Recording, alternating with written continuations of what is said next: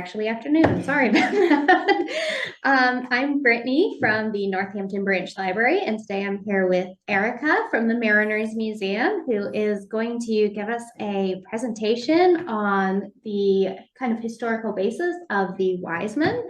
So thank you for joining us today, absolutely. Erika. All right. Well, thank you everybody for joining. Again, I'm with the Mariners Museum right here in Newport News, Virginia. And one of the things that we really state in our mission is that we connect people to the world's waters, because this is how we're connected to each other. So a lot of the themes and the stories that we tell incorporate elements of maritime aspects and such. Now, you may be thinking already, what does that have to do with the story of the three wise men, if that's something you're familiar with? Well, we are going to show some of those maritime components and aspects. And this, while a lot of times we know the story from religious backgrounds, this is not intended to be a religious program. We look at various sources and stuff, including some Christmas songs that help tell this story. So with that, here's our first. Let's see. It does not want to. Is the PowerPoint? I can. There it is. It if you want. Three Kings of Orient And as you hear the music, feel free to listen, look at the words on the screen. Did it stop? You did stop. Let's see. Hang on one second. Can it go? Oh, there it goes. Sorry about that. So you can look at the words as the music is playing as well. And this is essentially explaining, at least this verse is, what is taking place.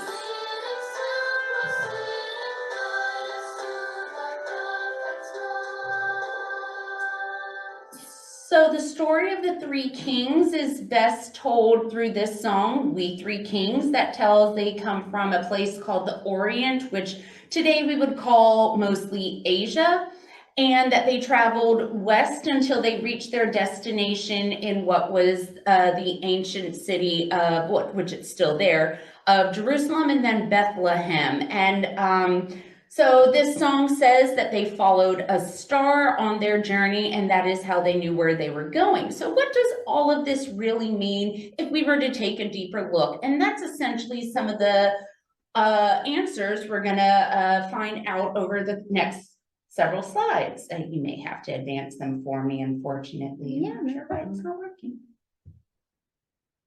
I think it went Jump to? Yeah. Okay. Did it jump? Yeah, and it is jumping. It's going from slide 2 to 4. Oh, that's not good. No. We can just jump to slide 4. Not a huge. So this is the area of the world that we will be kind of focusing on, mostly over here in what I've highlighted. It was once called Arabia. This is mostly the Middle East today. Places like Israel that you may be familiar with, as it is still a country, although way back in ancient times it looked a little different. And then the wise men are going to be coming from further toward the east, and we'll look at a map that shows that in just a little bit. Advance. So what I've highlighted here is the Roman Empire at its height. Rome was a city as we know it today, but at one point way back when, about 3,500 years ago, it was a great empire that actually dominated and ruled much of this world. You can see how much around the Mediterranean Sea Rome actually inhabited and conquered and was in charge of. So the Romans were the ones who were in charge during the story of the first Christmas, if you're familiar with that from biblical text. And during this time period, people are told that they need to take a census, just like we do today, including Mary and Joseph, again, from those sources. And they traveled and they eventually wind up in the city of Bethlehem. And that's where the majority of the story of the three wise men takes place. Now, there's a little bit more to it than that. Although the scripture is where we do get some information, that's not the only place. Advance. Oh, one of the things I should also mention is As I've mentioned, they came from the east. So how did they know where they were going? The Middle East, if you're familiar with it, has a lot of wilderness and a lot of desert to it. And they had roads back then very similar to the way we do today. And one of those is called the Royal Route that started in Sardis and went to Susa. And then there were some additional roads that span from within it and from it as well. And so this is most likely one, if not the route that the three wise men would have taken as they were coming from parts of Arabia and the east and made their way down to Israel, which is where one of the roads cut through. So as we mentioned, probably the most famous source that we get the story of the three wise men from is going to be from Christian sources, the Holy Bible. Specifically in the book of Matthew is where we get this first introduction and only introduction in some ways to the three wise men. So who were they? So if you look at verses 1, 2, and 11 in Matthew chapter 2, we know that they are wise men from the east who came to Jerusalem. That they followed a star on their journey to guide them, and that when they came to the scene where the Christ child was, they presented 3 gifts. Now, the gifts of gold, frankincense, and myrrh are one of the indicators that people have used to name them the 3 wise men. But we don't know if there were only 3. We don't know if there were more. It's just the fact that we know that these 3 gifts were there. And so that's what has kind of led the story to let us believe that they were most likely 3 men. We'll get into what it means by wise men in just a little bit. So the book of Matthew in the Holy Bible from Christian texts is one of the main sources that we see these men and hear a little bit about their story, but they're not the only, this is not the only book where we get this text from. Next slide. So there's also historic texts out there written by people long ago in ancient times and medieval days. I've got up here 2 sources, the history of the 3 kings. It was written in the 14th century and tells a little bit more about who these men most likely were, as well as this barbarians excerpts in Latin that also just give a little bit more context to the time period and presume who these 3 men were, what type of life they were living based on the life and times during when the story of the first Christmas took place.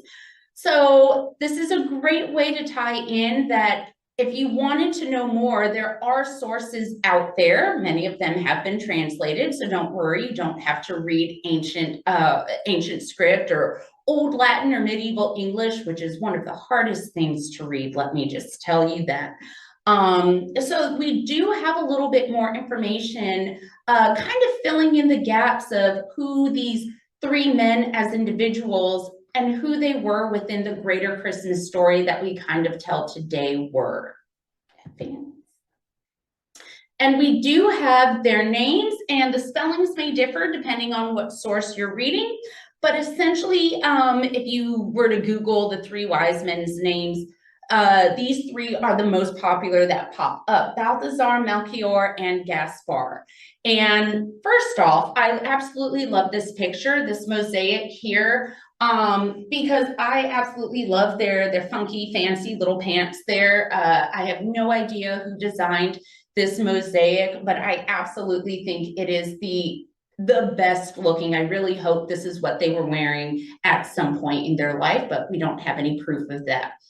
But if you look at this mosaic, you can see that their names are inscribed at the top there, and then I've written them out over each heading, each head of the gentleman that they correspond to. And then as you look further, you can notice that they're each holding what looks like an object, most likely a gift that would have been presented.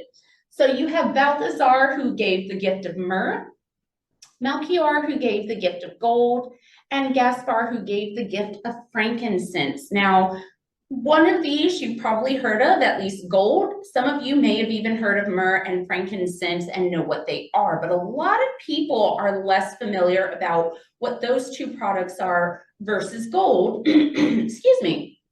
because gold is something that we still have in our day-to-day lives, that we still see and hear. It's in stock markets and stuff like that. So in just a little bit, we'll take a little bit of a closer look as to what myrrh and frankincense are, and delve a little bit further, excuse me, ooh, the weather is getting to me, into why these three gifts were the ones that these three men chose to give the Christ child during that first Christmas so long ago.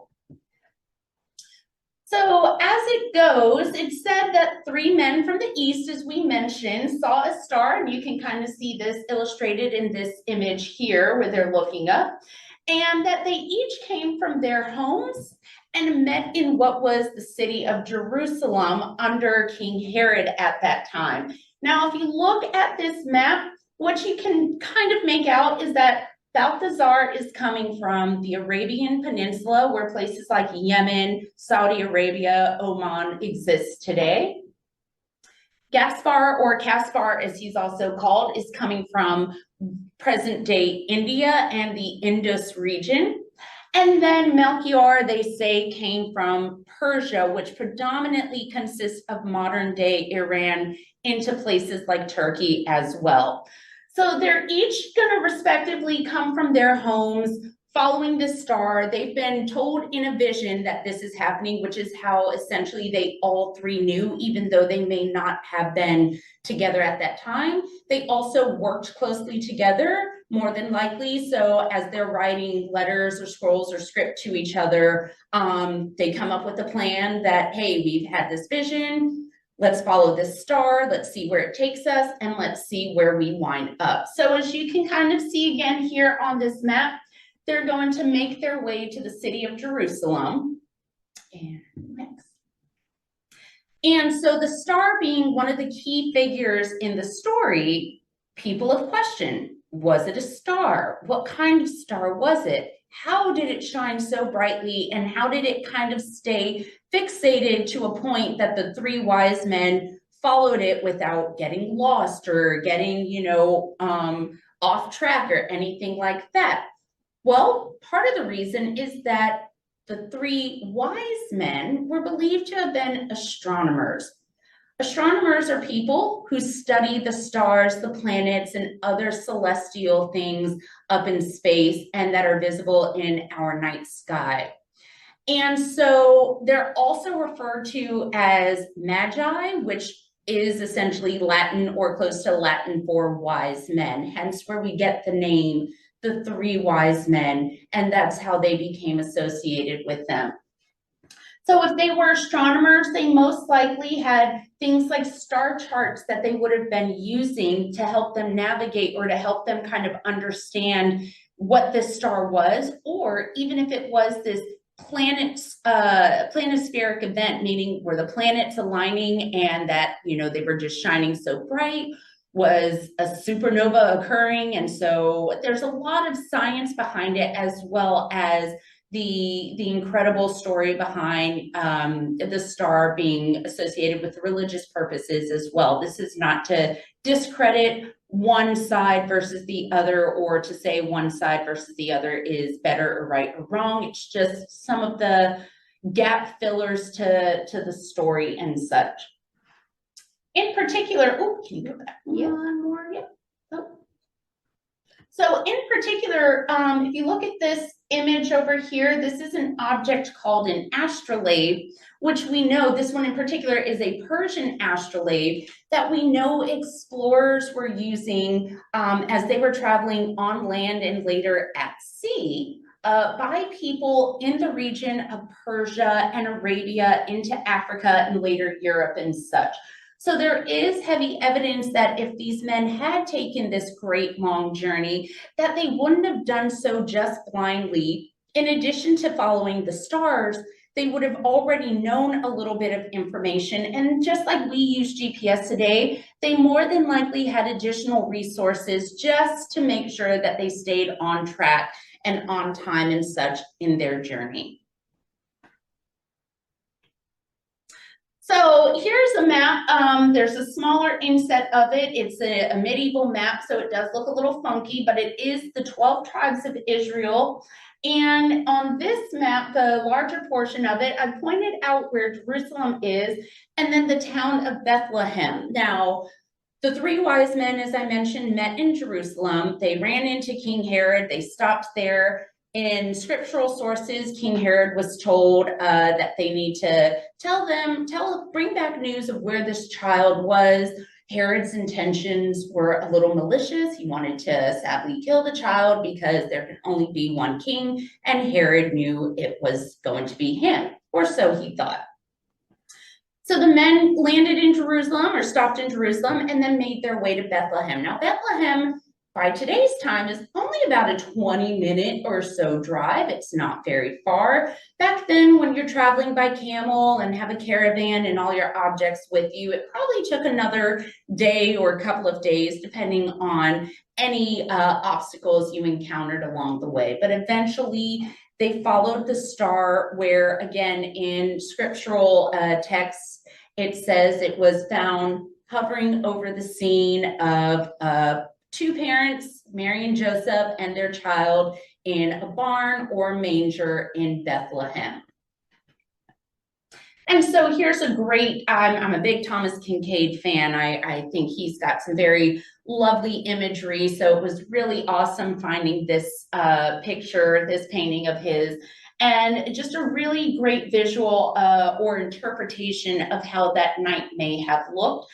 You've got the star over there. You've got the scene in the manger with the shepherds and the animals around Mary and Joseph and the child. And then, of course, you've got the three wise men over here leaning down, getting ready to present their gifts to the Christ child. So again, those gifts are going to be gold, frankincense, and myrrh.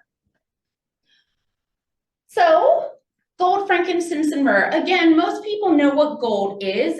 You've probably seen it, whether on a ring, a necklace, a bracelet, any number of jewelry, and that is exactly how it was used back then as well. Frankincense and myrrh are a little less known to people, so let's explain what they are.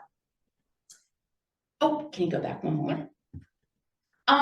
Frankincense has what it is in its name, and it tends to throw people off. It's actually a type of incense.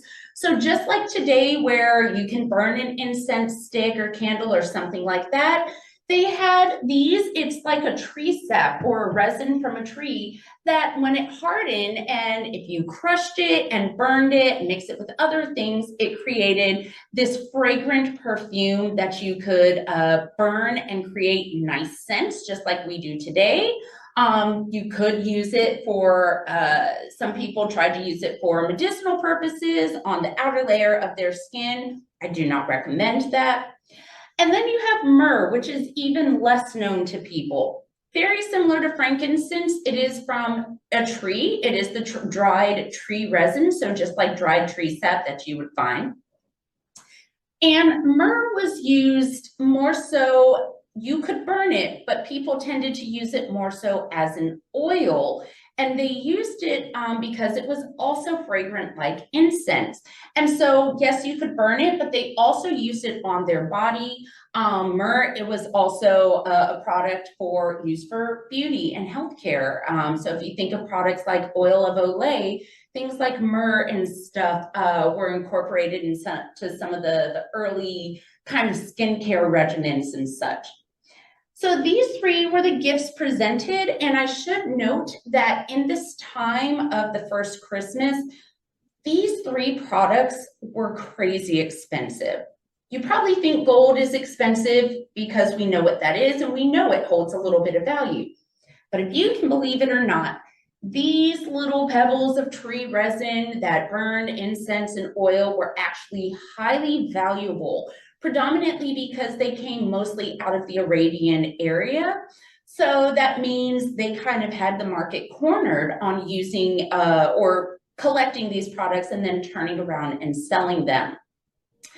Products like gold, frankincense, and myrrh were also very heavily a part of what became later the age of exploration, when later explorers like Christopher Columbus and Hernan Cortez were crossing the Atlantic Ocean and bringing valuables like this with them. So that's a little tie into that maritime component, which we always like to to make sure is incorporated into the stories and to the programs that we do here.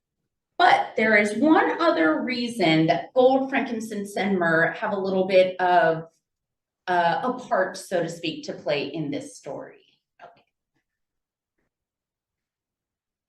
If you kind of dissect or break down what these three things are, they tie a little bit into what would eventually become Christ's life. So gold, as we said, we know it's valuable. Rich people wore it.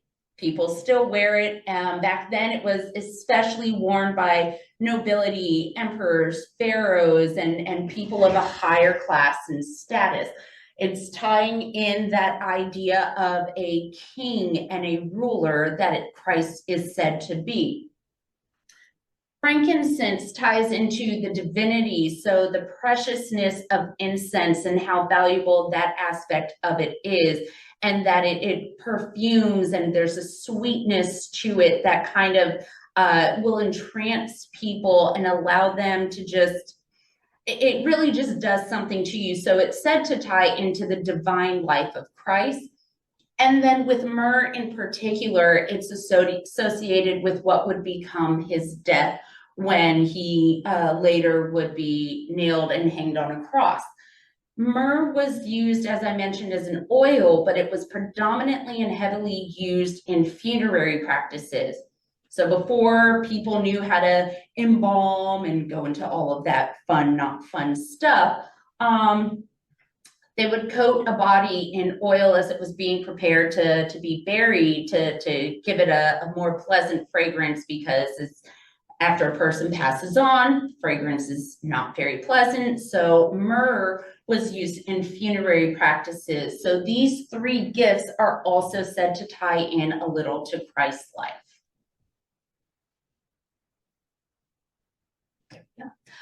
So what came next? So continuing on later in the book of Matthew chapter 2, it says they departed into their country in their own way or another way, because they didn't want to go past through Jerusalem, because then they would have to tell Herod they found the child, and Herod would want to know where it was, and nobody really wanted to be responsible for killing any child, but especially one so important to these three men. So eventually they go back to their, actually they did not go back to their own lands. They all wound up in India, where it is said that they continued studying, they worshiped, they became a part of what later became Christianity and such. And they built a temple out there for other people to come and worship. And they lived their lives essentially until a time came when they had a vision that their time on this earth was ending. So they actually built their own tombs for them in preparation for their death. It's said in some texts that they were over 100 years old, each ranging somewhere between 110 and 120 years old. And that after they passed, their bodies were placed in these tombs where they lived in the temple, and so be it. So, is that the end of the story? Well, in many ways, yes. There's some aspects of it that continue on. And so now we're going to take a look at, well, what happened to the three wise men? If we know this much about them, do we know where their remains wound up? Are they still in India? If not, where are they? Stay tuned. We will answer those questions. If you look in this picture here, you will notice you are in the country of Egypt. You can see one of the Great Pyramids in the back, the Sphinx, some lovely sailors enjoying their time riding on the backs of camels. Well, camels, if you are not aware, have a nickname. They are known as the ships of the desert because of the loads that they can carry, the way they can move across the sand and throughout the land and make these long journeys in a way that most animals would not be able to survive in this climate. So now we're going to bring in a little bit more maritime aspect and look at a song that could mean one of two things.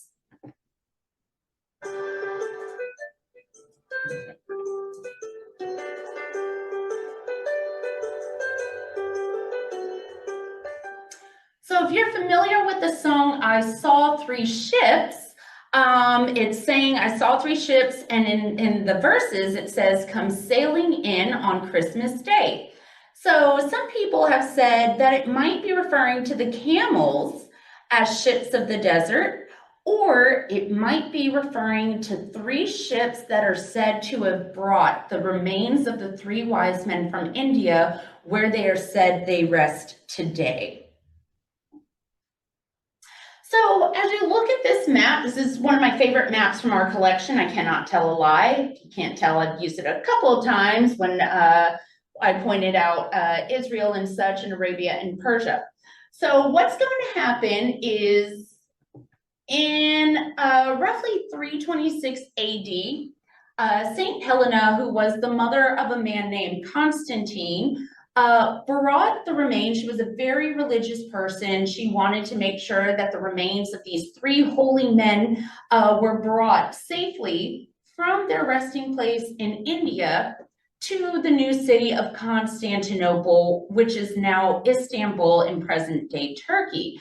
So it said that she brought the remains to Constantinople, and most likely they would have done that via a caravan that had camels and other animals. So there's that association with ships, where these camels, the three ships that carried the remains.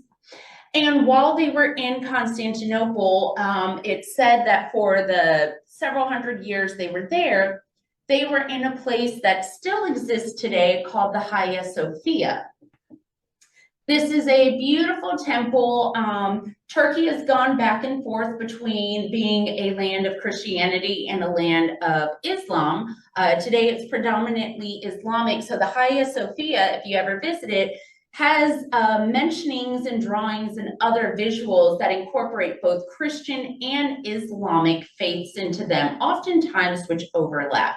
So it said that the remains of the three wise men were here for roughly 200 years or so, before Constantinople starts kind of declining, and eventually it'll change hands.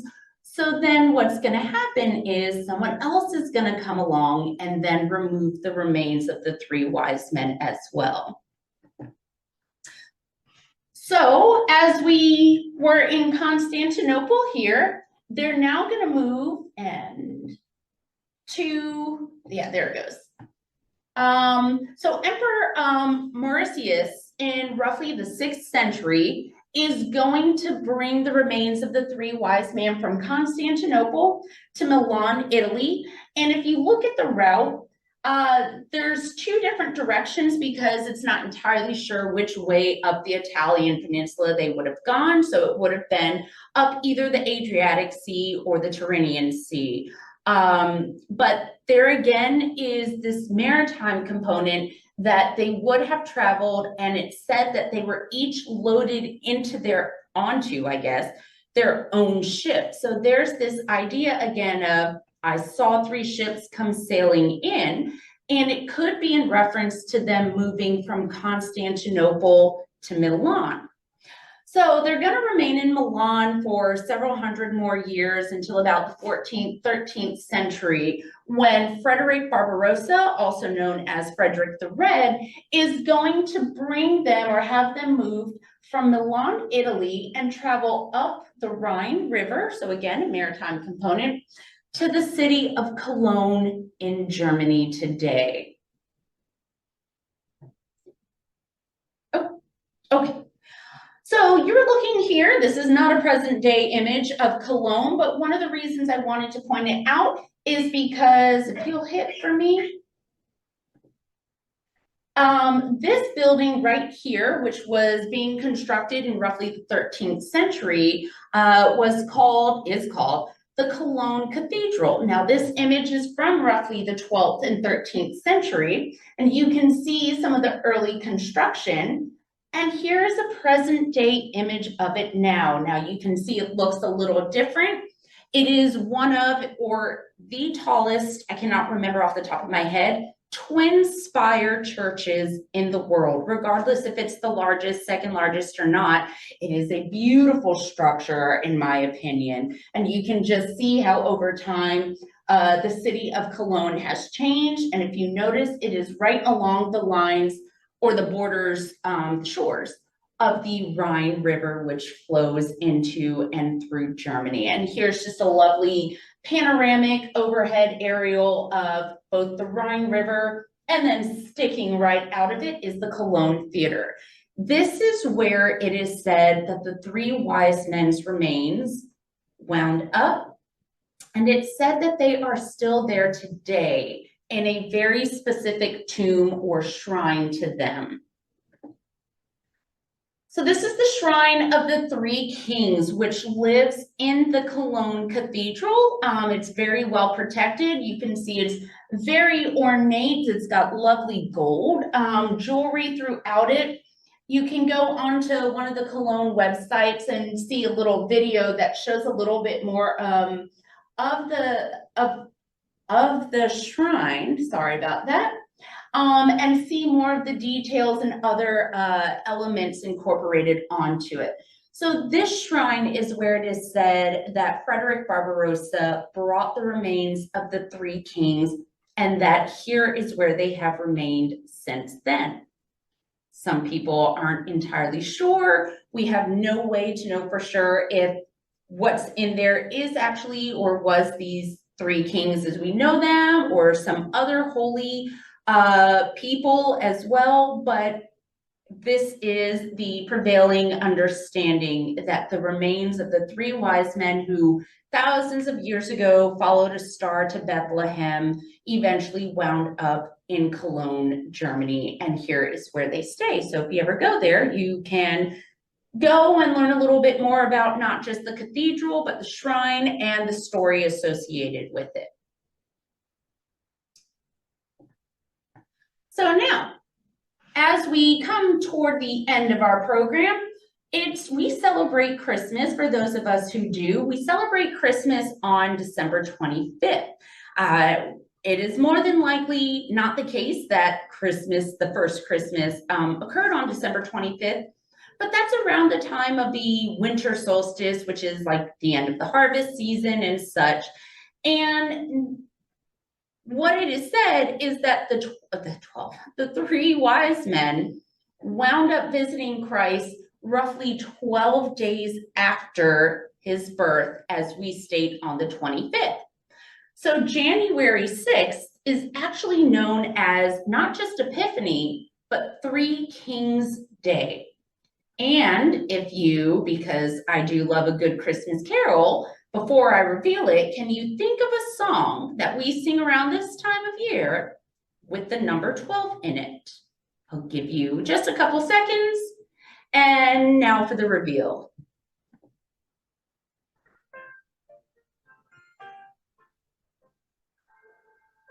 So if you guessed the 12 days of Christmas, yay! If you didn't guess it, there's nothing wrong with that either. I was going to tell you the answer one way or another.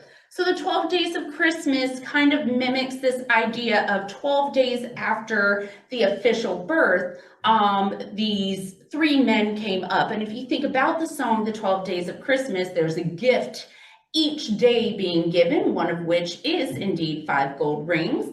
So I just love tying in some of the elements of the holiday season, especially regarding Christmas carols, to help tell the stories that we sing so often, but maybe never think about, well, why is it this? Or where does this come from? Or why do we sing this song about three wise men? Who were they? Why do they matter? Well, to some people, they don't matter, and that is perfectly fine.